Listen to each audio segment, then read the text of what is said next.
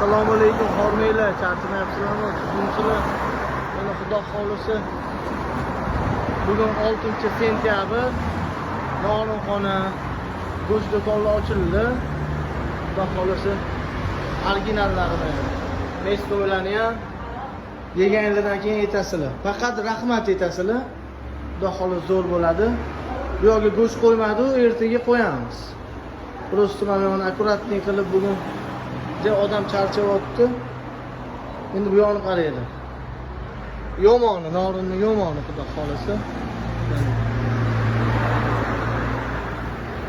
Norin Hausi. Bismillahirrohmanirrohim. Suvlari tsedi, suvlari tayyor xamirlar, go'shtlar. Assalomu alaykum. Charchamayapsizlar? Yani go'sht originali.